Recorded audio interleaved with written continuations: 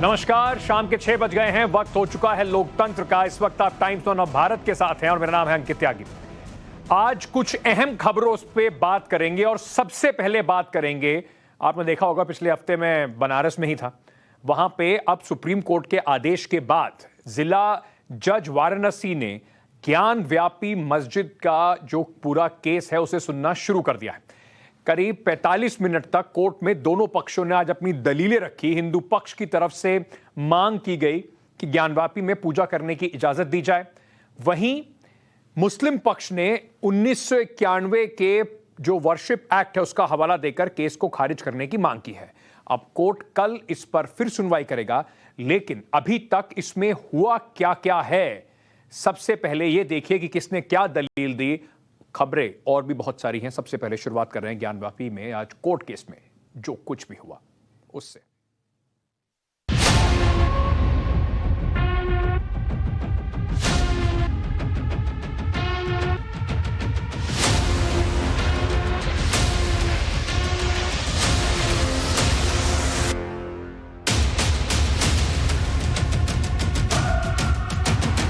ज्ञानवापी विवाद पर नया दिन, नई अदालत, नए सबूत, नए दावे। कोर्ट में हिंदू पक्ष और मुस्लिम पक्ष की दलील सिर्फ 45 मिनट ही चली। दोनों पक्षों के बीच गर्मागर्म बहस हुई, दलील दी गई और इसके बाद जिला जज अजय कुमार विश्वेश ने फैसला कल 2 बजे तक के लिए सुरक्षित रखा है। माननीय न्यायालय ने अपना ऑर्डर रिजर्व रखा है इस आधार पे कि आगे अब इस केस का प्रोसीजर क्या होगा, अगली तारीख सुनवाई की क्या होगी। हमने अपनी तरफ से एप्लीकेशन दी थी कि जो कमीशन की रिपोर्ट फाइल हुई है उसकी सीडी और फोटोग्राफ्स हमें प्रोवाइड की जाए और कमीशन की रिपोर्ट जो है इस केस के रिकॉर्ड में पढ़ी जाए ऑर्डर 7 रूल 11 की हियरिंग पे।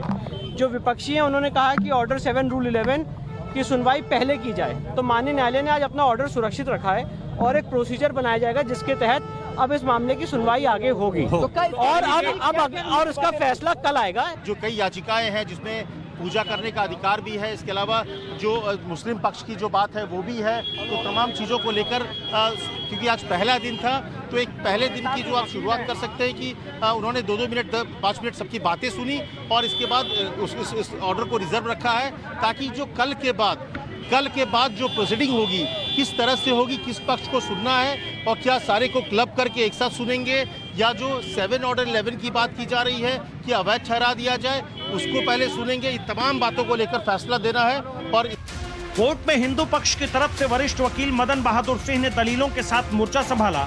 उनके साथ एडवोकेट हरिशंकर जैन और विष्णु शंकर जैन भी थे।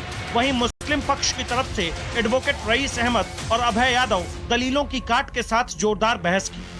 हिंदू पक्ष ने अपनी याचिका में मांग की है कि श्रृंगार गौरी की रोजाना पूजा करने की इजाजत दी जाए। वजूखाने में मिले शिवलिंग की भी हिंदुओं को पूजा करने दिया जाए। नंदी के उत्तर में मौजूद दीवार को तोड़ दिया जाए। शिवलिंग की लंबाई चौड़ाई जानने के लिए सर्वे हो। वजूखाने का वैकल्पिक इंतजाम किया जाए जो सील किए गए इलाके के पास न हो। वहीं मुस्लिम पक्ष के वकीलों ने वाराणसी जिला जज के सामने 2 मुख्य मांग रखी। वकीलों ने कहा ज्ञानवापी में मौजूद वजूखाने को सील करने का आदेश रद्द किया जाए और दूसरा ये कि 1991 एक्ट का हवाला देकर ज्ञानवापी सर्वे और केस के कानूनी आधार को चुनौती दी गई। यानी मुस्लिम पक्ष ये दावा कर रहा है कि 1991 एक्ट के तहत ये केस चल ही नहीं सकता। 7-11 पे विपक्षी मुस्लिम पक्ष ने अपनी बात रखी। क्या कहा, क्या दलील दी उन्होंने माननीय न्यायालय ने उनकी बात का सुनने के बाद, हमारी बातों को सुनने के बाद निर्णय सुरक्षित कर लिया। कल स्पष्ट होगा, अभी इस विषय में कुछ नहीं कर सकता। अच्छा, तो आपने अपनी तरफ से क्या दलील दी कि 7-11 में नहीं आएगा, इसको सुननी चाहिए, तो आपकी क्या दलील? नहीं, हमारी दलील थी, सारी बातों को हमने रखा और साथ में स्पष्ट कर दिया कि 7-11 पे इसकी ग्राह्यता पे जो इन्होंने वर्शिप एक्ट के आलोक में कहा है उसकी ग्राह्यता पे, तो माननीय न्यायालय ने उसको कल अध्ययन करेगा स्वतः और उसका फिर सुनेंगे और फिर कल शाम तक तो कल ये भी। दरअसल वाराणसी कोर्ट ने मामले की सुनवाई करते हुए सुप्रीम कोर्ट के फैसले के तहत पहले 7 नियम 11 यानी उपासना स्थल कानून 1991 पर फैसला देने की बात कही। इस पर हिंदू पक्ष के वकीलों ने कोर्ट से मांग की कि उन्हें पहले सर्वे रिपोर्ट और ज्ञानवापी में की गई वीडियोग्राफी की कॉपी दी जाए। कोर्ट में हमारे तरफ से प्रार्थना पत्र था कि जो कमीशन की कार्रवाई हुई है, उसकी वीडियोग्राफी हुई है, फोटो हुआ है, उसका मुझे कॉपी उपलब्ध कराई जाए, जिससे मैं उसको अवलोकन करूं, देखूं, उसके बाद जो आपत्ति माननीय न्यायालय द्वारा मांगा गया है उस आपत्ति को मैं दाखिल कर सकूं या आवश्यकता पड़े तो न भी कर सकूं, जैसा समझूं। विपक्ष द्वारा यह प्रार्थना पत्र दिया गया था पहले से ही कि दावा पोस्टिंग नहीं है, उस पर सुनवाई कर ली जाए। माननीय न्यायालय दोनों के बहसों तर्कों को सुना, उसके बाद बहुत सारे रूलिंग एक्ट भी देखे, आदेश के लिए कल। वहीं मुस्लिम पक्ष पहले 1991 एक्ट पर फैसला चाहते थे। दरअसल उपासना स्थल कानून 1991 के मुताबिक किसी धार्मिक स्थल की प्रकृति और स्थिति को बदलने की अर्जी सीधे अदालत में नहीं दी जा सकती, लेकिन यह कानून धार्मिक स्थल की प्रकृति और स्थिति को पहचान के लिए कमीशन और सर्वेक्षण कराने से नहीं रोकता है। माना जा रहा है कि कल के फैसले में कोर्ट इसको लेकर स्थिति साफ कर देगा। वहीं बीजेपी नेता और वकील अश्विनी उपाध्याय ने सुप्रीम कोर्ट में एक नई याचिका दायर की है, जिसमें उनकी मांग है कि वर्शिप एक्ट काशी विश्वनाथ मंदिर पर लागू ही नहीं होता। पूजा स्थल यानी मंदिर हराम है, मूर्ति पूजा हराम है, तो पूजा स्थल कानून फिर मस्जिद पे कैसे लागू हो सकता है?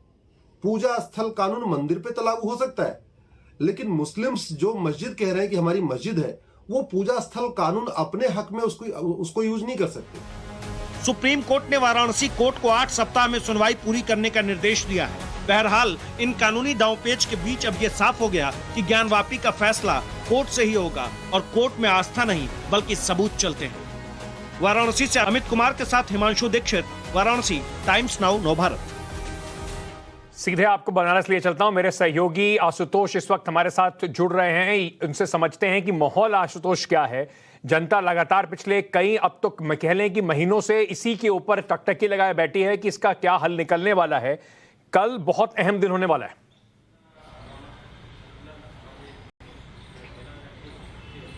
बिल्कुल अंकित, देखिए पिछले एक महीने से हम देख रहे हैं कि लगातार ज्ञानवापी मसले को लेकर कसमकस की स्थिति बनी हुई। हिंदू पक्ष के अपने दावे हैं तो दूसरी तरफ मुस्लिम पक्ष इस मामले को लेकर लगातार हमने देखा कि वाराणसी के साथ इलाहाबाद हाई कोर्ट, उसके बाद सुप्रीम कोर्ट तक पहुंची। हालांकि बाद में सुप्रीम कोर्ट ने यह कहा कि ये मामला बनारस में ही चलेगा। अब सिविल बेंच के बाद अब डिस्ट्रिक्ट जो कोर्ट है वहां पर यह मामला चलेगा। आज की कार्रवाई की अगर बात करें तो आज लगभग 45 मिनट तक कोर्ट में कार्रवाई चली। इस दौरान कुल दोनों पक्षों से 23 लोग वहां पर मौजूद थे। हिंदू पक्ष की तरफ से यह साफ कहा गया कि पहले जो कोर्ट कमीशन की कार्रवाई हुई है उसकी जो रिपोर्ट है वो हमें दी जाए। इसके साथ ही जो वीडियोग्राफी और सीडी है, जो फोटोग्राफी हुई है उसकी कॉपी हमें उपलब्ध कराई जाए ताकि हम उसको देखें, अवलोकन करें। तो दूसरी तरफ मुस्लिम पक्ष ये कह रहा था कि देखिए ये मामला सुनवाई योग्य है कि नहीं योग्य, यानी 711 के तहत वो ये चाहता था कि अदालत ये पहले तय करे कि ये मामला सुनवाई योग्य है कि नहीं योग्य है। इस पर पहले बहस हो। और आज इन्हीं दोनों मामलों को लेकर तमाम तरह की दलीलें दी गई। हिंदू पक्ष का यह कहना था कि देखिए वजू न सिर्फ श्रृंगार गौरी में प्रतिदिन दर्शन की हमें मांग की इजाजत दी जाए, बल्कि वजू स्थल के पास जो शिवलिंग मिला है वहां पर भी हमें दर्शन की मांग उन्होंने की। इसके साथ ही और इसी बात को कहीं ना कहीं 7/11 का जो ऑर्डर है उसी की बात को सुप्रीम कोर्ट भी कह रहा था कि उस पर पहले तय कर लिया जाए और तभी इस पे आगे बढ़ा जाए, क्योंकि जिसके भी पक्ष में ये ऑर्डर जाता है कोर्ट में आगे किस तरह की कार्रवाई होगी, आगे कितना लंबा ये केस चलेगा, वो सब उसी के ऊपर निर्भर होगा। बहुत बहुत शुक्रिया आशुतोष हमसे जुड़ने के लिए। इस वक्त ज्ञानवापी मंदिर के विवाद को लेकर टाइम्स नाउ नवभारत आपको एक जबरदस्त एक्सक्लूसिव दिखा रहा है। ये कहीं ना कहीं जो मुगल शासक शाहजहां हैं उनके शासनकाल तक वाराणसी में ज्ञानवापी मंदिर था और वहां पर आदि विश्वेश्वर के शिवलिंग की पूजा की जाती थी। ये सबूत जो है ये उस वक्त की किताबों में लिखा गया है। एक सबूत खुद मुगल दस्तावेज में है, जबकि दूसरा शाहजहां के शासनकाल में आए ब्रिटिश यात्री पीटर मंडी का है। दोनों ऐतिहासिक दस्तावेज आपके सामने हैं। यह खबर जरूर देखिए।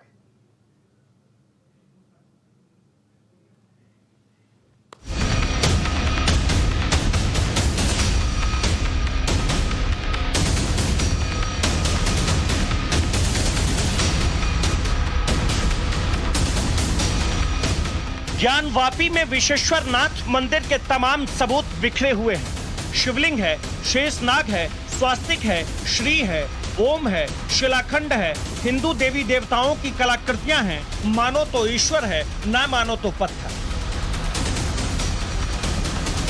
कितने सबूत देखेंगे? हर सबूत, हर दस्तावेज यहाँ विश्वेश्वर नाथ मंदिर के होने का सबूत है। अब इस किस्त में एक नया दस्तावेज भी जुड़ गया है। ये दस्तावेज है वली अहद ए सल्तनत दारा शिकोह का जिसमें बादशाह औरंगजेब के सबसे लाडले बेटे ने आदेश दिया है, आले आले हर दिवालय, हर शिवालय, सूरत हो या मूरत हो, काशी विश्वेश्वर वगैरह जो भी शिवलिंग हैं उनका पूजन करना और कराना, और जो कुछ भी यात्रीगण चढ़ावा चढ़ाएं उसको लेने का एकमात्र हक भीम राव लिंगियान और उनके वारिसों को है। इसमें अगर कोई किसी प्रकार का व्यवधान पैदा करता है तो वो मुगल सल्तनत का कसूरवार माना जाएगा। महंत शिव प्रसाद का दावा है कि जब दारा शिकोह बनारस के दौरे पर था तो फरमान जारी किया था, यानी दावा किया जा रहा है शाहजहां के शासनकाल में यहाँ मंदिर ही था। शाही आदेश इसका सबूत है। दारा शिकोह जब बनारस आया संस्कृत पढ़ने के लिए तो यहाँ पर सभी जगह वो धार्मिक था, वो सब जगह गया, सब जगह वो किया। तो यहाँ पर विश्वेश्वर मंदिर पर भी गया तो वहाँ हमारे पूर्वजों को पाया तो उसने ये एक शाही फरमान दिया। उसमें साफ लिखा हुआ है, आले आले हर दिवाले हर शिवाले, सूरत हो या मूरत हो, हर दिगर शख्स को इत्तिला दी जाती है कि काशी विश्वेश्वर वगैरह वगैरह जो भी, यानी आला ताखा, ये जो भी है, ये सब अधिकार हमारे पास है। इतिहास के पन्ने जब खुलने शुरू होते हैं तो सच और झूठ का फर्क साफ हो जाता है। शाहजहां के शासनकाल में 1632 में पीटर मुंडी नाम के एक ट्रेवलॉगर भारत आया। ब्रिटिश यात्री पीटर मंडी ने अपनी किताब the travel of Peter Mandi in Europe and Asia 1608 से 1667 में लिखा है। पीटर मुंडी ने अपनी किताब के पेज नंबर 122 में 4 सितंबर 1632 की एक घटना का जिक्र करते हुए लिखा, क्षत्रिय, ब्राह्मण और बनियों की बस्ती बनारस में सबसे प्रसिद्ध मंदिर विश्वेश्वर महादेव। मैं उसके अंदर गया, बीचों बीच एक ऊंची जगह पर एक लंबोदरा सादा पत्थर है। उन पर लोग नदी का पानी, फूल, अक्षत और घी चढ़ाते हैं। पूजा के समय ब्राह्मण कुछ पढ़ते हैं, उसे लोग समझ नहीं पाते। उस सादी मूर्ति को लोग महादेव का लिंग कहते हैं। इस लिंग के सामने लोग अपनी सुरक्षा और वंश वृद्धि की कामना करते हैं। महिलाएं अपने बच्चों को रोग मुक्त कराने के लिए यहाँ पर लाती हैं। अतः उसने जो देखा वह विश्वनाथ मंदिर में हो रही पूजा का सजीव वर्णन है। इस तरह के वर्णन हमें भारतीय तीर्थयात्रियों द्वारा दिए गए विवरण से भी मिलते हैं, जिसमें से अति महत्वपूर्ण है 16वीं शताब्दी के दत्तात्रेय संप्रदाय के सन्यासी गंगाधर सरस्वती द्वारा दिया गया वर्णन, जिसके अनुसार ज्ञानवापी में स्नान ध्यान करने के पश्चात नंदिकेश्वर का दर्शन और उसके पश्चात तारकेश्वर का दर्शन तथा फिर भगवान विश्वनाथ जी का दर्शन करके यात्री जाया करते थे। ये सभी भारतीय और विदेशी वर्णनों से इस बात की पुष्टि होती है कि वहाँ विश्वनाथ मंदिर एवं शिवलिंग की पूजा अर्चना चल रही थी। आजादी के पहले काशी विश्वनाथ मंदिर और ज्ञानवापी मस्जिद का मामला 1936 में कोर्ट तक पहुंचा था। तब मुस्लिम पक्ष ने पूरे परिसर को मस्जिद करार देने की अपील की थी। इस पर 1937 में वाराणसी जिला अदालत ने जो फैसला सुनाया वो आपको जानना चाहिए। अदालत ने मुस्लिम पक्ष के दावे को खारिज करते हुए कहा, ज्ञानकूप के उत्तर में ही भगवान विश्वनाथ का मंदिर है, क्योंकि कोई दूसरा ज्ञानवापी कूप बनारस में नहीं है। जज ने यह भी लिखा है कि एक ही विश्वनाथ मंदिर है और ज्ञानवापी परिसर के अंदर ही है। कोर्ट सबूत देखता है और सबूत एक नहीं ढेरों है। मुस्लिम समाज का एक पक्ष ये भी मानता है कि जमीन का हिस्सा हिंदुओं को वापस कर देना चाहिए। सुनिए।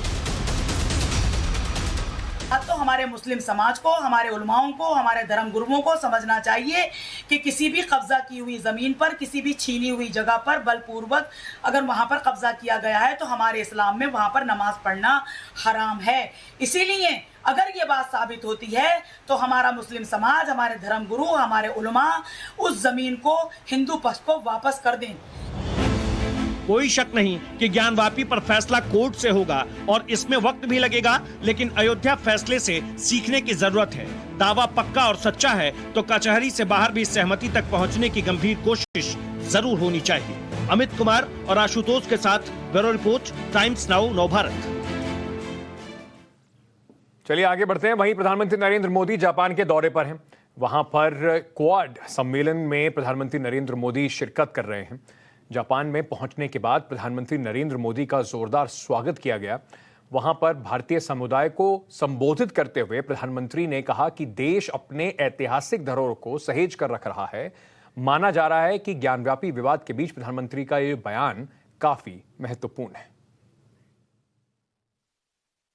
आज भारत अपनी सभ्यता, अपनी संस्कृति, अपनी संस्थाओं के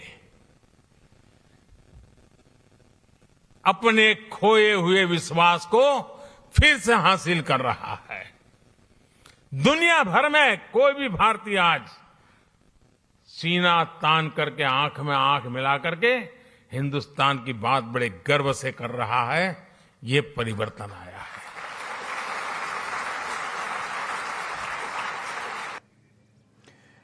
इस वक्त की एक बड़ी खबर आ रही है, आपको सीधे उस खबर की तरफ ले चलते हैं। मध्य प्रदेश के सतना में बड़ी लापरवाही देखने को सामने मिली है। वहां पे रोपवे पर बड़ा हादसा, समझ लीजिए बस टल ही गया। लोगों के ऊपर से मौत का खतरा उतरा ही है। मौसम विभाग के अलर्ट के बावजूद एक रोपवे चल रहा था। तूफान में रोपवे की ट्रॉली में फंसे कई लोग और उनको अब रेस्क्यू किया गया है। ये तस्वीरें आप देख रहे हैं, बिल्कुल डराने वाला हादसा। और आपको याद होगा कि कुछ दिन पहले ही देवघर में जो हादसा हुआ था उसमें काफी सारे लोग मारे भी गए थे। ये तस्वीरें बिल्कुल दिल दहला देने वाली हैं। उससे कोई सबक मुझे लगता है लिया नहीं गया। और मध्य प्रदेश में मौसम खराब होने के बावजूद सतना में रोपवे चल रही थी, कई लोग इसमें फंस गए, पर कम से कम गनीमत यह है कि उन्हें सुरक्षित निकाल लिया गया है। ये इस तरीके की लापरवाही जो हुई है, इसके लिए जरूर सबक अधिकारियों को सिखाना चाहिए, क्योंकि इसमें लोगों की जान को जोखिम में डाला गया है। ये तस्वीरें आप देख सकते हैं तूफान के सामने किस तरीके से जबरदस्त तरीके से हिलती हुई आपको दिखाई पड़ रही है ये रोपवे में जो ट्रॉली है। और अब से कुछ दिन पहले ही देवघर का वो हादसा याद लोगों को आ गया, जिसमें कई लोग कई घंटों तक फंसे रहे और कम से कम 3 लोगों की इसमें जान भी चली गई थी। चलिए आगे बढ़ते हैं और एक ऐसी खबर की बात करते हैं जिसने कम से कम असम में ही नहीं बाकी बहुत सारे राज्यों में राजनीति बिल्कुल गरमा दी है। जब से वहां पर हेमंत बिस्वा शर्मा असम में मुख्यमंत्री बने हैं और भाजपा में आए हैं, उनका अंदाज़े बयां बिल्कुल बदला है। अब बात करते हैं मदरसे पर छिड़ी जबरदस्त सियासत की। असम के मुख्यमंत्री हेमंत बिस्वा शर्मा ने एक बयान दिया जिसका जबरदस्त विरोध हो रहा है, उस पर जबरदस्त विवाद हो रहा है। दरअसल हेमंत बिस्वा शर्मा ने कहा कि मदरसा शब्द भी सुनना पसंद नहीं करते। वो यहां तक कह गए कि मदरसा तो होना ही नहीं चाहिए। वो आखिर में ये भी कहते हैं कि हिंदुस्तान में कोई मुसलमान पैदा हुआ ही नहीं। इस बयान के बाद सियासत जबरदस्त तरीके से सुलग रही है।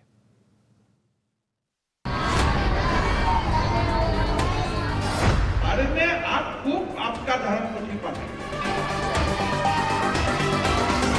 मदरसा शब्द ही विलुप्त हो जाना चाहिए। वैसे तो संविधान ने अधिकार दिया है धार्मिक विश्वास को मानने और प्रसार करने का, लेकिन असम के मुख्यमंत्री हेमंत बिस्वा शर्मा ने लकीर खींच दी। कह गए कि बच्चों को कुरान जरूर पढ़ाएं, लेकिन मदरसों में नहीं बल्कि घर पर। भारत में आप खूब आपका धर्म को ठीक पढ़ाएंगे, मदरसा में तो दाखिल किया जाता है वायलेटिंग ह्यूमन राइट्स। डॉक्टर और इंजीनियर बन सकता है, प्रोफेसर बन सकता है, साइंटिस्ट बन सकता है। सबसे ज्यादा पढ़ाई है science, maths, biology, botany, zoology. बात यही नहीं रुकी, सीएम साहब को मदरसा शब्द ही पसंद नहीं। मदरसा शब्द ही विलुप्त हो जाता है। दलील दे रहे हैं जब तक मदरसा नाम रहेगा तब तक यहाँ पढ़ने वाले छात्र नई सोच पैदा नहीं कर पाएंगे। भाई साहब, ये मदरसा शब्द ही विलुप्त हो जाना चाहिए। जब तक ये मदरसा दिमाग में घूमते रहेगा तब तक बच्चा को भी डॉक्टर इंजीनियर नहीं बन सकता है। अगर बच्चा को आप स्कूल में जाने का समय आप पूछ लेता है कि बेटा तुम मदरसा जा रहा है, तुम जुनाब बनेगा, इस रास्ते से तुम डॉक्टर नहीं बनेगा, तो कोई बच्चा मदरसा नहीं जाएगा। मदरसा में तो दाखिल किया जाता है वायलेटिंग ह्यूमन राइट्स, किसलिए वो रास्ता बंद हो जाता है। तो आप जरूर कुरान पढ़ाइए, उसमें कोई प्रॉब्लम नहीं है, लेकिन सबसे ज्यादा पढ़ाइए science, maths, biology, botany, zoology. मदरसा होना चाहिए या नहीं होना चाहिए, मदरसों में क्या पढ़ाना चाहिए और क्या नहीं, इस पर तो बहस की जा सकती है, लेकिन असम के सीएम इन बातों को छेड़ते हुए बहुत आगे तक निकल आए। जो आप बोल रहे हैं मुसलमान लोग कुरान कंठस्थ कर रहा है तो इसलिए उनमें बहुत ज्यादा मेरिट होता है, ये सारा मुसलमान भाई हिंदू था। सीएम हेमंता के बयान पर राजनीति सुलगनी ही थी। मुस्लिम धर्मगुरु ने सीएम की सोच पर एतराज जाहिर किया, दलील दी कि संविधान उन्हें अधिकार देता है, मदरसों पर ही राजनीति क्यों करते हैं। मुख्यमंत्री जी को इस बात का ज्ञान नहीं है कि हमारे जो राष्ट्रपति थे कलाम साहब, वो भी मदरसे के पढ़े हुए थे और ऐसे बहुत सारे लोग हैं जिन्होंने IAS IPS किया है और इस तरह की बातें करके माहौल को बिगाड़ने के अलावा और कुछ नहीं किया जा रहा है। आसाम के मुख्यमंत्री जी के इस प्रकार के प्रयास की सराहना भी करता हूं और बयान का स्वागत करता हूं। 2020 में बीजेपी की असम सरकार ने राज्य में मदरसों को भंग करने का फैसला लिया था।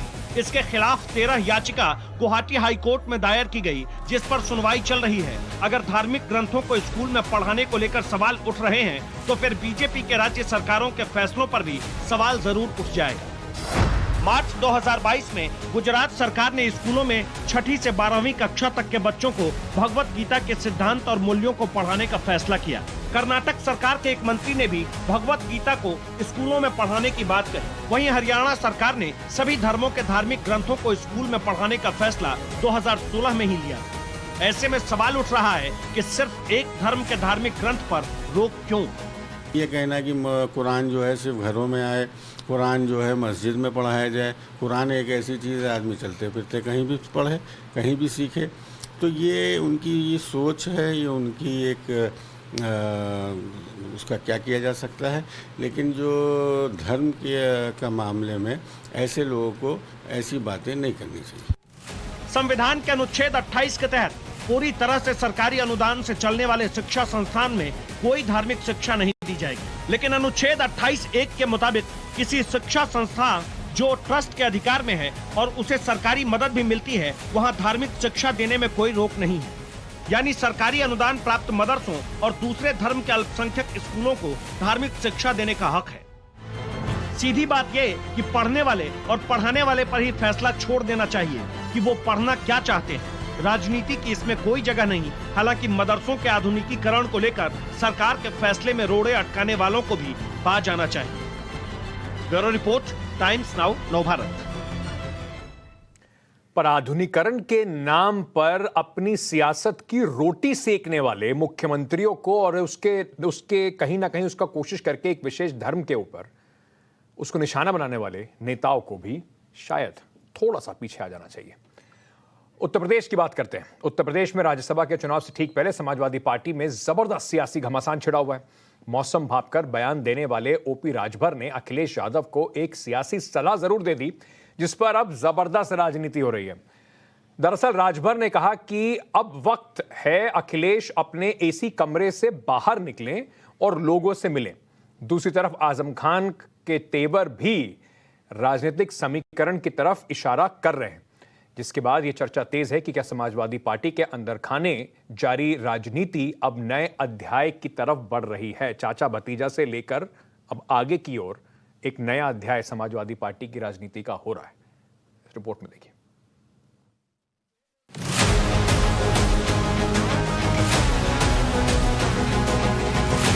माननीय अखिलेश यादव जी को अब अपने कमरे से निकल करके जनता के बीच में चलने की जरूरत है और बैठकों का दौर शुरू करने की जरूरत है। सियासी हार की तपिश को झेल लेना हर किसी के बस की बात नहीं होती है। अच्छे नेता इस तपिश में मोम की तरह पिघल जाते हैं, जैसे कि एक ही विधानसभा चुनाव में हार हुई और ओम प्रकाश राजभर पिघल गए।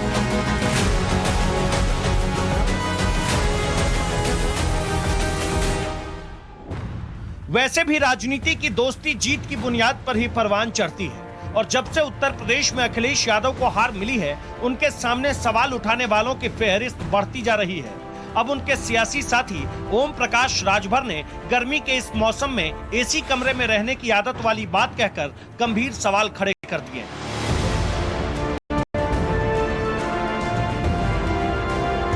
आज जरूरत है, समाजवादी पार्टी के तमाम नेता हमसे मिलते हैं तो वो यही हमसे कहते हैं कि हमारे भी नेता को कहिए जैसे आप चलते हैं वैसे हमारे नेता भी घर से निकलें और जनता के बीच में चलें, बैठकों का दौर करें, लोगों से मिलजुल करके संगठन कैसे आगे बढ़े। उसी बात को मैंने कहा है कि माननीय अखिलेश यादव जी को अब अपने कमरे से निकल करके जनता के बीच में चलने की ज़रूरत है और बैठकों का दौर शुरू करने की ज़रूरत है, संगठन को और गति देने की ज़रूरत है। इसी बात को हमने कहा है। ये वही ओम प्रकाश राजभर हैं जो चुनाव के ठीक बाद अमित शाह से मुलाकात करने पहुंचे थे। फिर दयाशंकर सिंह से भी उनकी मुलाकात हुई। उस वक्त से ही अंदाजा लगाया जा रहा है कि पता नहीं राजभर की अगली चाल क्या होगी। अब चूंकि यूपी में राज्यसभा के लिए चुनाव है, ठीक उससे पहले अखिलेश को लेकर कही गई राजभर की बातें यूपी की राजनीति की सबसे बड़ी खबर है। नहीं, उनको निकलना चाहिए, क्षेत्र में जाना चाहिए, उनको भी मीटिंग करना चाहिए, उनको भी अपने नेताओं से मिलना चाहिए। ये मेरे कहने का तात्पर्य है। अरे अब निकलना, अब उनको निकालने की हम जाएंगे तो ना, बिल्कुल निकालेंगे, कैसे नहीं निकलेंगे। अखिलेश यादव के सहयोगी ही नाराज नहीं हैं। खबर तो ये भी है कि जेल से आने के बाद आजम खान भी बोल भले नहीं रहे हैं, लेकिन उनकी अपनी सियासी खिचड़ी पक रही है, जिसका नतीजा हो सकता है आने वाले दिनों में दिख जाए। यह अलग बात है, समाजवादी पार्टी ऐसी बातों को सिर्फ अफवाह बता रही है। नहीं, कोई अलग नहीं। अभी तो आपके टीवी चैनल में आ रहा है कि माननीय आजम साहब आ रहे हैं। तो नाराजगी दूर हो गई है क्या? कोई नाराजगी न थी, न है, न रहेगी। इसी बीच आजम खान सोमवार सुबह रामपुर से लखनऊ पहुंचे। विधानसभा अध्यक्ष सतीश महाना ने उन्हें अपने केबिन में विधायक पद की शपथ दिलाई। विधानसभा की कार्यवाही भी चल रही थी, लेकिन आजम सीधे लखनऊ से रामपुर के लिए रवाना हो गए। अब इस पर भी सवाल है कि क्या आजम कोई बड़ा फैसला लेंगे। इस सवाल को बल इसलिए मिला क्योंकि ठीक एक दिन पहले समाजवादी पार्टी की विधायक दल की बैठक में भी आजम नहीं पहुंचे थे। रविवार को अखिलेश की बैठक में आजम नहीं पहुंचे। आजम के बेटे अब्दुल्ला ने भी बैठक से दूरी बनाई। आजम के करीबी विधायक भी बैठक में नहीं पहुंचे। रविवार को रामपुर में आजम मुस्लिम विधायकों से मिले।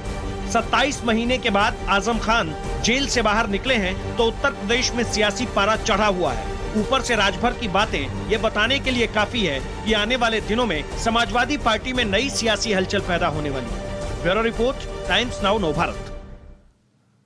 और याद रखिएगा, उत्तर प्रदेश में जो भी चुनावी हलचल होगी, सियासत की हलचल होगी, उसका असर पूरे देश पर जरूर पड़ेगा। 2024 के नजरिए से भी बहुत ज्यादा जरूरी होने वाला है।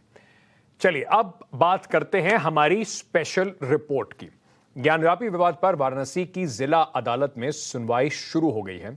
इस बीच काशी के मंदिरों पर मुगलों के कहर की एक और कहानी सुर्खियां बटोर रही है।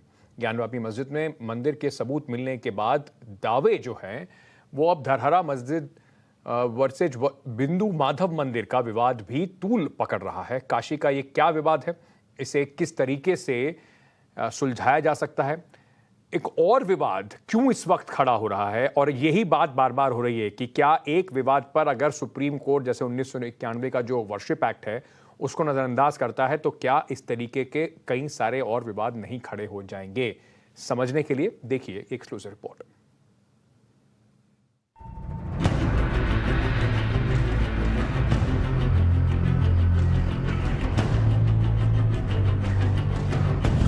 शिव की काशी में कितने मंदिरों पर औरंगजेब का कहर। मुगल शासक औरंगजेब ने न सिर्फ काशी विश्वनाथ मंदिर को ही तोड़ा बल्कि उसके निशाने पर बनारस के कई और भी मंदिर थे, और इन्हीं मंदिरों में से एक है बिंदु माधव मंदिर। क्या आज की धरहरा मस्जिद कभी बिंदु माधव मंदिर था? कहा यह जाता है कि इसी मस्जिद के ठीक नीचे विष्णु भगवान का मंदिर था जिसे बिंदु माधव मंदिर कहा जाता है, और वहां पर वेद पाठी जो लोग थे वो संस्कृत की शिक्षा दिया करते थे। मुगल बादशाह औरंगजेब ने वाराणसी के सिर्फ आदि विश्वेश्वर महादेव मंदिर को तोड़कर ही मस्जिद तामीर नहीं करवाई, बल्कि उसने सैकड़ों मंदिरों की शक्ल मस्जिद में तब्दील कर दी। इतिहास के पन्नों में दर्ज औरंगजेब की क्रूरता की कहानियां पढ़ने पर पता चलता है कि उसने काशी विश्वनाथ के अलावा वाराणसी के बिंदु माधव मंदिर को भी निशाना बनाया और उसे धरहरा मस्जिद का नाम दे दिया। पंचगंगा घाट के तट पर आज की धरहरा मस्जिद 353 साल पहले क्या सचमुच बिंदु माधव मंदिर था? इसकी तहकीकात में हमने न सिर्फ इतिहास की किताबों, दुनिया के मशहूर यात्रियों के यात्रा वृतांत और धर्म ग्रंथों को खंगाला, बल्कि टाइम्स नाउ नव भारत के संवाददाता आशुतोष सिंह ने खुद धरहरा मस्जिद जाकर इसकी सच्चाई जानने की कोशिश की। काशी के पंचगंगा तट पर बने इस मंदिर की जगह पर अब ये आलीशान मस्जिद सीना तान कर खड़ा है और इसका नाम है धरहरा मस्जिद। कहा जाता है कि सन 1669 में औरंगजेब ने इस मंदिर को तोड़कर मस्जिद बनवाने का फरमान जारी किया था। स्थानीय लोगों के मुताबिक इस मस्जिद के नीचे भगवान विष्णु का एक भव्य मंदिर था, जिसमें वेदपाठी जो ब्राह्मण होते हैं वो रहा करते थे और उनसे जो शिक्षा लेने के लिए दूर दूर से लोग आते थे और संस्कृत की शिक्षा लेते थे। लेकिन ये बात औरंगजेब को नागवार गुजरी और उसने इस मस्जिद मंदिर को तोड़ने का फरमान जारी कर दिया। 1669 यानी वो साल जब आदि विश्वेश्वर मंदिर का औरंगजेब ने विध्वंस कराया। कहा जाता है कि उसी साल उसके निशाने पर बिंदु माधव का मंदिर भी आया।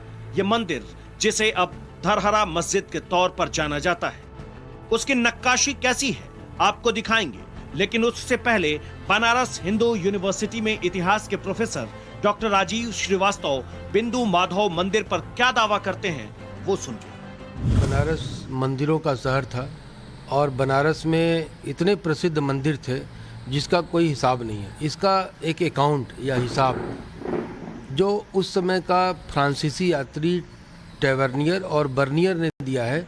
बर्नियर ने और टेवर्नियर ने 1660 से लेके के 1665 के बीच में बनारस की यात्रा की। तो टेवर्नियर ने बिंदु माधव मंदिर को लेकर के बहुत डिटेल में उसने अध्ययन रिपोर्ट पेश की है कि उसमें बिंदु माधव मंदिर 147 फीट 2 इंच ऊंचा था और बिंदु माधव मंदिर का जो सामने का जो प्रकार था वो स्वास्तिक के आकार का था। उसकी चारों भुजाएं थीं, चारों भुजाएं समान आकार की थीं। धरहरा मस्जिद के प्राचीन बिंदु माधव होने की दलील में जिस फ्रांसीसी यात्री ट्रेवनियर का जिक्र आया, उन्होंने क्या लिखा है आपको वो भी बताते हैं।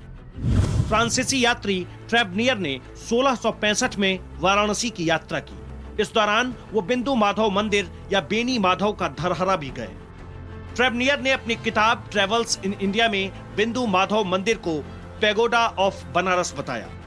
उनके मुताबिक यह मंदिर पुरी के जगन्नाथ मंदिर के बाद भारत का दूसरा सबसे मशहूर मंदिर था।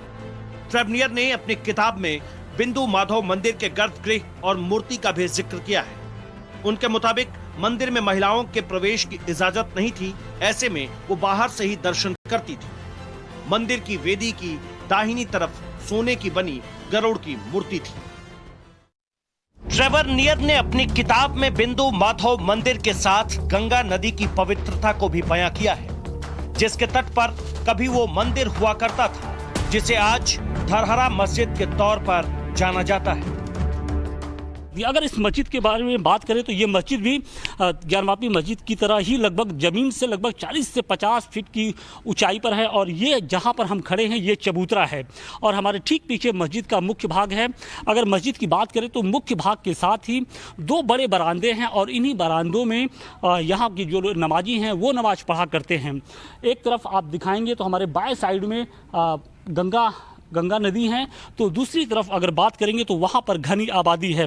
तो निश्चित तौर पे जिस मंदिर का जिक्र किया जाता है माधव मंदिर का, उसी बात की ओर इशारा कर रहा है ये मंदिर, ये मस्जिद। और कहा यह जाता है कि इसी मस्जिद के ठीक नीचे विष्णु भगवान का मंदिर था, जिसे बिंदु माधव मंदिर कहा जाता है और वहाँ पर वेदपाठी जो लोग थे वो संस्कृत की शिक्षा दिया करते थे। मंदिर को तोड़ दिया गया तो यहाँ पर इसके ठीक बगल में एक नया जो मंदिर है वो उसका निर्माण कराया गया और अब वहाँ पर पूजा पाठ की जाती है। ये बात जग जाहिर है कि औरंगजेब को सनातन धर्म और संस्कृति से नफरत थी। ऐसे में उसने सनातन आस्था के सबसे बड़े केंद्र काशी को टारगेट किया। चुन चुन कर उन मंदिरों की पहचान मिटाने की कोशिश की जहां से वेद पुराण का प्रचार प्रसार पूरी दुनिया में होता था। उसकी चिढ़ जो थी सबसे ज्यादा वेद पाठियों से थी, ब्राह्मणों से थी, क्योंकि वो लगातार वेद पाठ कर रहे थे और वो लोग जाते थे तो दुनिया भर से लोग आकर के काशी में संस्कृत पढ़ते थे और वो प्रसारित करना चाहता था अपना पर्शियन और उर्दू। इस्लामिक संस्कृति को विस्तार करने के लिए वो पागल था। वो चाहता था कि हर कीमत पर हम भारत को इस्लामिक देश बना दें, लेकिन जो इस्लामिक देश नहीं बन पाने के पीछे का कारण था वो काशी थी केवल, क्योंकि काशी से तमाम विद्वान ब्राह्मण निकलते थे, वो दुनिया भर में फैल जाते थे और लोगों को हिंदू संस्कृति और हिंदू कल्चर के बारे में बताते थे। औरंगजेब को अच्छी तरह से पता था कि दारुल हर्ब से दारुल इस्लाम बनाने के लिए सबसे ज़्यादा आवश्यक है काशी का विनाश। तो काशी के विनाश की उसने 1669 में बड़ी योजना बनाई, सारे मंदिरों को तोड़ दिया। कहा जाता है कि बिंदु माधव मंदिर की नक्काशी बहुत शानदार थी। ऐसे में इसे बगैर तोड़े ही औरंगजेब की सेना ने मस्जिद में तब्दील कर दिया। अगर मस्जिद के मुख्य भवन की बात करें तो ये मस्जिद मध्यकालीन जो एक तरीके से भारतीय कला की जो परंपरा रही है, एक जो प्रतीक रहा है, उसका एक जीता जागता बेजोड़ नमूना है। हम आपको दिखाने की कोशिश करते हैं कि इस मस्जिद में भी हम आपको कई जगह पर ऐसे हैं जहां पर हिंदू देवी देवता, हिंदू जो कलाकृतियाँ होती हैं, जो कमल के निशान हैं, वो यहाँ पर दिखाई पड़ रहे हैं। साथ साथ जो अंदर का स्ट्रक्चर है वो भी काफ़ी कुछ हिंदू जो धर्म से जुड़े हुए जो कलाकृतियाँ होती हैं वो हैं। इसके साथ ही हम आपको ये पत्थर दिखाने की कोशिश करते हैं कि देखिए इस पत्थर पे जो नक्काशी की गई है वो आमतौर पे मंदिरों में ही इस तरीके की नक्काशी की जाती रही है। ये जो नक्काशी, इसके साथ ही इस तरह की जो नक्काशी रही है आमतौर पे मंदिरों में ही दिखाई पड़ती। तो ये बेजान पत्थर आज भी धरहरा मस्जिद के अतीत को बयां कर रहे हैं। हिंदू पक्ष का दावा तो यहाँ तक है कि धरहरा मस्जिद के नीचे तहखाने की जांच की जाए तो वहाँ भी बहुत मूर्तियां मिलेंगी। इस मंदिर के प्राचीन रूप का जिक्र कुबेरनाथ शुक्ल की किताब में भी है। बताया जाता है कि बिंदु माधव मंदिर पर मुगलों के कब्जे के बाद बगल में नया मंदिर बनाया गया, जिसे आज भी बिंदु माधव के नाम से ही जाना जाता है। इसका ये मतलब है कि पहले ये मंदिर यहाँ था, ऐसा लोग कहते हैं कि बिंदु माधव मंदिर यहाँ था। जब औरंगजेब यहाँ आया तो औरंगजेब का एक आलमगीर, इसको आलमगीर मस्जिद कहते हैं, इस मस्जिद का नाम आलमगीर मस्जिद है। तो आलमगीर जब यहाँ आया तो उसने उनके कहने पर यह सब मंदिरों को तोड़े, बहुत से मंदिर तोड़े, उसमें ये भी मंदिर तोड़ा गया। ये मंदिर तोड़ा गया तो बाद में इसकी स्थापना यहाँ शिवाजी सब 1672 में यहाँ आए थे। उस वक्त इस मंदिर की यहाँ पर स्थापित किया गया। और ये जो मंदिर पहले उतना ही भाग था, बाद में इस मंदिर का निर्माण महाराष्ट्र में एक औंध स्टेट है, जिला है सातारा, उसमें औंध स्टेट है, उन राजा ने इस मंदिर का निर्माण करा के ये बिंदु माधव की यहाँ स्थापना की। आज जिस जगह पर बिंदु माधव मंदिर है उसके पुजारी का भी यही कहना है कि जहां आज धरहरा मस्जिद है वही पुराना बिंदु माधव मंदिर है, जबकि मस्जिद पक्ष का दावा है कि इसे लेकर काशी में कोई विवाद ही नहीं है। बिंदु माधव मंदिर इसी में था, ये बिंदु माधव का ही प्रांगण है। तालाब जो है अंदर देखेंगे और जब अंदर जाएंगे तो सामने जो बना हुआ है मंदिर का ही वो, इसमें शिलालेख है जो अभी छुपा दिए, उसके अंदर है लेख, शिलालेख लिखा हुआ है। औरंगजेब के समय में मूर्ति को फेंक दिया, बाद में इसको अहिल्याबाई ने स्थापना किया। 400 साल पुराना है सर। 400 साल। ये सारे पूरी मस्जिद भरी रहती है, काफ़ी लोग आते हैं। जुम्मा में आइए, जुम्मा में सारे लोग देखिए भरे रहेंगे, भरे रहते हैं, ये एकदम फूल रहते हैं जुम्मा में। अरे का कोई विवाद नहीं चल रहा है यहाँ पर। यहाँ पर किसी से मोहल्ले के लोग बहुत सारे अच्छे लोग, सारे लोग अच्छे, कभी कोई तरह का विवाद नहीं। रास्ता भूल जाते, नए आदमी आते हैं तो बतलाते हैं लोग। यहाँ किसी तरह का कोई विवाद नहीं है। हफीजुर रहमान के मुताबिक ये मस्जिद 400 साल पुरानी है, यानी औरंगजेब के वक्त ही ये धरहरा मस्जिद अस्तित्व में आई। अभी का जो स्ट्रक्चर तो मस्जिद उन्होंने बना लिया, जो मूल स्थान था तो मस्जिद बन गया। लेकिन बनारस के जो लोग हैं वो मंदिरों को भूलते नहीं हैं, तो क्या किए कि समझौता नहीं हो या उनके साथ समझौता नहीं हो पाया तो अपना जो अर्जी कहाँ लगाते, वो सुबह इलाहाबाद में कोर्ट हुआ करती थी। अब वो सुबह इलाहाबाद में अगर वो अर्जी लगाते तो खारिज हो जाता मुकदमा, क्योंकि औरंगजेब भी तोड़ा था। अब जब सुप्रीम कोर्ट उसमें औरंगजेब था और जब सुप्रीम कोर्ट का आदेश है तो फिर लोअर कोर्ट क्या करेगी। तो बगल में उन्होंने एक छोटा सा मंदिर बना लिया, वो अपना पूजा पाठ करने लगे, क्योंकि पूजा पाठ इनका कंटिन्यू रहा। मान्यताओं के मुताबिक प्राचीन काशी 2 हिस्सों में बटी थी, एक शिव की काशी और दूसरी विष्णु की काशी। और विष्णु की काशी में भी बिंदु माधव मंदिर मौजूद था। ये काशी क्षेत्र 2 भागों में विभक्त है, शिव काशी और विष्णु काशी। तो ये विष्णु काशी क्षेत्र है। विष्णु काशी के प्रधान देवता बिंदु माधव हैं। और यहाँ पर कार्तिक मास में पूजा होती है। 1 महीना यहाँ गंगा स्नान होता है। यहाँ 5 नदी संगम है। ये इलाहाबाद में त्रिवेणी संगम है। इलाहाबाद में 3 नदियाँ मिलती हैं, गंगा, यमुना, सरस्वती। वहाँ से जब गंगा चली तो यहाँ आकर के 5 नदियों का संगम हो गया। ये उसको क्या कहते हैं, किरणा और दूध पापा 2 नदियाँ यहाँ आकर के मिली और इसका पंचगंगा नाम पड़ा। ये पंचगंगा के नाम से ये विख्यात है। बिंदु माधव मंदिर का जिक्र मत्स्य पुराण और स्कंद पुराण में भी है। काशी खंड की एक कथा के अनुसार ऋषि अग्निबिंदु ने भगवान विष्णु की तपस्या की। तपस्या से खुश होकर भगवान विष्णु ऋषि अग्निबिंदु के सामने प्रकट हुए और वरदान मांगने को कहा। तब अग्निबिंदु ने भगवान विष्णु से हमेशा पंचनंद तीर्थ के करीब मौजूद रहने की प्रार्थना की। ऐसे में भगवान विष्णु स्वयं बिंदु माधव के रूप में पंचनद तीर्थ में स्थापित हो गए। मान्यता है कि भगवान विष्णु ने ऋषि अग्निबिंदु को वरदान देते समय ये कहा था कि सतयुग में उन्हें आदि माधव, त्रेता युग में आनंद माधव, द्वापर युग में श्री माधव और कलयुग में बिंदु माधव के नाम से जाना जाएगा। यही वजह है कि बिंदु माधव मंदिर में हिंदुओं की गहरी आस्था है। लेकिन चूंकि अब धरहरा मस्जिद की देखरेख पुरातत्व विभाग करता है, ऐसे में विवाद को तूल नहीं दिया जाता। हालांकि वाराणसी के कुछ लोग धरहरा मस्जिद को फिर से बिंदु माधव मंदिर की पहचान लौटाने की लड़ाई लंबे अरसे से लड़ रहे हैं। वो मस्जिद नहीं है, वो मस्जिद नाम का चीज़ ही नहीं, वो मस्जिद है नहीं, तो जबरदस्ती अब हमारे घर में कब्जा कर रहे हैं। अब समय खत्म हो चुका है, अब था तो था, अब है हमारा चीज़ है, वो हम लोग लेकर रहेंगे। अभी जिस जगह पर बिंदु माधव मंदिर है, वहाँ के पुजारी के मुताबिक धरहरा मस्जिद में पहले इक्का दुक्का लोग ही नमाज के लिए आते थे। लेकिन एक बार 15 अगस्त को इस इमारत पर तिरंगा फहरा दिया गया, जिसके बाद अचानक यहाँ आने वाले नमाजियों की तादाद ही बढ़ गई। ये पुरातत्व विभाग के अंदर में है अभी, और मुस्लिम लोग जो है अपना अधिकार जमाए हुए हैं। पुरातत्व के कर्मचारी भी रहते हैं, पुलिस रहती है, लेकिन वो लोग नमाज पहले कोई नहीं आता था, एक परिवार आते थे, धीरे धीरे बढ़ोतरी होने लगी। अच्छा, अब यहाँ पर भी धीरे धीरे नमाज पढ़ने वालों की संख्या बढ़ने लगी। ये कितने सालों से है ये? बाद में जो है इसमें 15 अगस्त को जो इस मोहल्ले के कुछ लड़कों ने झंडा फहरा दिया। अच्छा, इस धरहरा मस्जिद के ऊपर? हाँ, ऊपर पहले मोहल्ले के लड़के लोग जाते थे,